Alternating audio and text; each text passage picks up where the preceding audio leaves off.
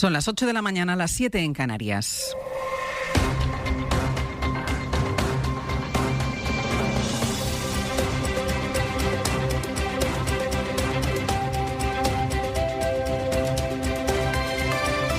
En la cadena SER,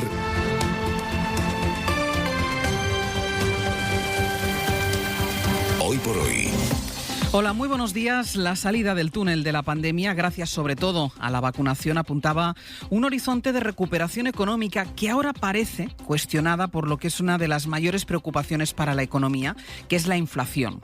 Ayer conocimos el dato del IPC adelantado, un 4%, un dato que no se veía desde hace 13 años. Y si el precio de la energía tiene mucha responsabilidad, y se puede pensar que esto es coyuntural, pero nos explicaron ayer que ya no es el único sector que empuja los precios al alza.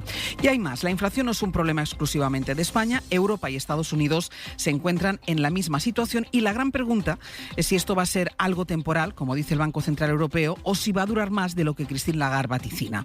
Porque de la inflación dependen muchas cosas y entre ellas nuestro poder adquisitivo. Si no se tocan los salarios o las pensiones para compensar esa inflación, tenemos un problema.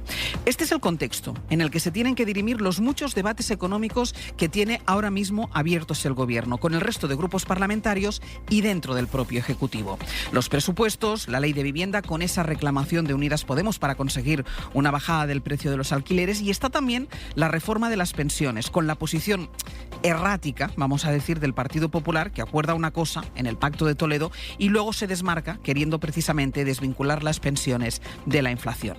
Bueno, casi superada la crisis sanitaria, los esfuerzos son ahora para superar la crisis económica, el inmenso paraguas social que este Gobierno abrió con la pandemia y que ha conseguido amortiguar sus efectos en la situación laboral y la económica de los ciudadanos, debería poder ir cerrándose poco a poco, pero los datos de la inflación parece que amenazan ahora la recuperación, o al menos nos llevan a pensar que el crecimiento quizá sea algo más débil de lo que esperábamos, y esto no es una buena noticia. Ángeles Barceló.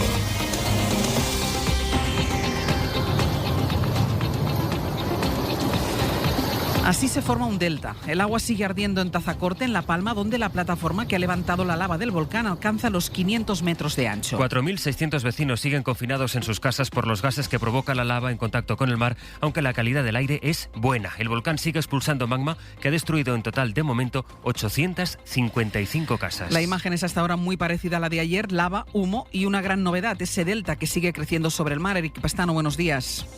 Bueno, sí, que se alimenta del río de lava que no ha parado de fluir durante toda la noche y que también alimenta ahora de un volcán que es algo más explosivo que ayer.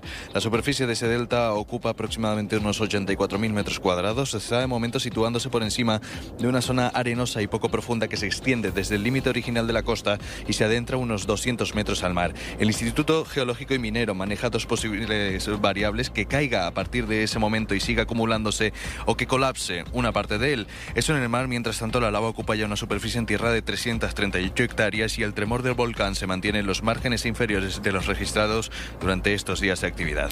El objetivo hoy, Eric, es conseguir salvar los cultivos que se han quedado aislados de plataneros, que es la base económica de la isla, para lo que se plantean incluso instalar una desaladora.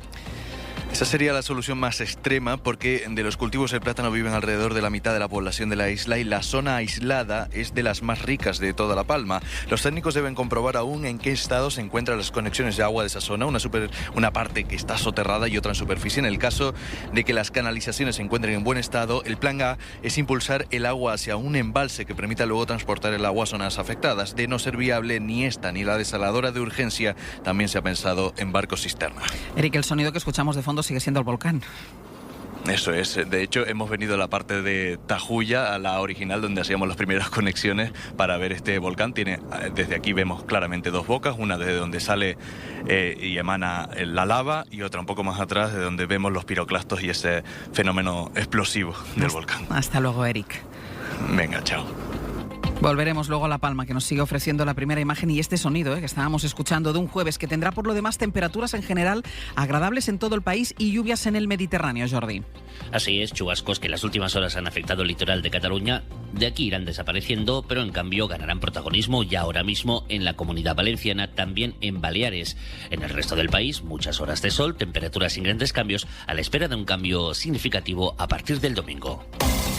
A las 8:30 va a estar aquí Yolanda Díaz y nos tiene que dar tiempo en media hora para preguntarle todo lo que va a ser noticia este jueves. Están los presupuestos, a cuya negociación quiere dar hoy mismo un impulso definitivo el PSOE y Unidas Podemos para poder aprobarlos en tiempo y forma, como promete el PSOE, aunque se mantienen las discrepancias entre los socios. Discrepancias en los impuestos o en la ley de vivienda. Hoy Podemos, de hecho, va a presentar su propia proposición de ley junto a otros partidos, los sindicatos y la plataforma de afectados por la hipoteca, al margen, por tanto, del proyecto que está trabajando el Gobierno. Hablando de discrepancias, están los impuestos a las grandes empresas, están los mensajes a las eléctricas, está la inflación, el día en que el megavatio va a llegar a los 221 euros y ahora que sabemos que los precios alcanzan su tasa más alta en 13 años, con el impacto que eso tiene en los salarios, en el salario mínimo recién subido. Y dice Pepe Álvarez de UGT. 15 euros, puedo decir que es una mierda o puedo decir que es una porquería. O puedo decir que no cubren ni de lejos las necesidades para mantener el poder adquisitivo de los trabajadores y las trabajadoras de nuestro país. Están las pensiones. Hoy que se vota en el Congreso la propuesta del PP para volver al sistema anterior y que estas prestaciones dejen de vincularse precisamente con el nivel de vida. Y está Cataluña, con la mesa de diálogo del Gobierno con el Gobierno, con una parte del Gobierno. Hoy en el Parlament, la CUP va a hacer que se vote una propuesta para presionar a Esquerra y a Junts y pedir que el referéndum sea en esta legislatura. Sastre, buenos días. Buenos días, Barceló. Todo esto compone el mapa político de la semana que comentaremos luego con Yolanda Díaz para que nos aclare, para empezar, la capacidad que van a tener dentro de la coalición para acordar la ley más importante en este momento, los presupuestos. Javier Carrera, buenos días. ¿Qué tal? Buenos días. Dicen en el Gobierno que hoy puede ser un día clave. ¿Por qué? Bueno, para empezar, porque es una de las últimas oportunidades de ponerse de acuerdo si quieren llevar los presupuestos al próximo Consejo de Ministros. Hoy está prevista una nueva reunión con Hacienda, pero los tiempos de los socios difieren. En las filas socialistas ayer había quien daba por hechas las cuentas. Sin embargo, en el lado morado insisten en que nada está cerrado. Las diferencias se mantienen en 2 puntos, en el mínimo del 15% en el impuesto de sociedades, que parece aceptar el PSOE, pero que según Podemos aún no está incluido, y sobre todo la ley de vivienda. Fuentes de Unidas Podemos reiteran que no van a cerrar un acuerdo sin que se cumpla el del año pasado y hoy redoblan la presión llevando al Congreso un texto alternativo que incluye la regulación de los alquileres. Hay entre los socialistas quien cree que su socio solo juega a que parezca que les llevan al límite, pero en las filas de Podemos se quejan de que no hay avances y hoy escenifican ese malestar junto a grupos clave para los presupuestos como Esquerra y Bildu registrando su propia ley de vivienda. Carrera, gracias. Hasta luego. El Gobierno necesita en el Congreso el apoyo de Esquerra para los presupuestos y Esquerra ha advertido ya de que sus votos tendrán que sudarlos el Ejecutivo, literalmente. Ocurre que Esquerra también gobierna en Cataluña y si la CUP no les apoyara les faltarían votos suficientes. Si esa circunstancia llegara a darse, es relevante el ofrecimiento que hizo ayer Salvador Illa. Si no aconsegueixen amb majoria d'investidura aprovar el pressupost perquè estigui vigent el 1 de gener del 2022, sap vostè que ho podem discutir. Si no tiene los apoyos suficientes, podemos discutirlo, podemos hablarlo con mi grupo, le dijo en el Parlament Illa Aragonés. Y decíamos al dibujar las coordenadas del día que hay un concepto que empieza a ser la palabra clave para entender la actualidad, la inflación. En un momento hablamos del impacto que tiene el encarecimiento de los precios y de lo que pasa con la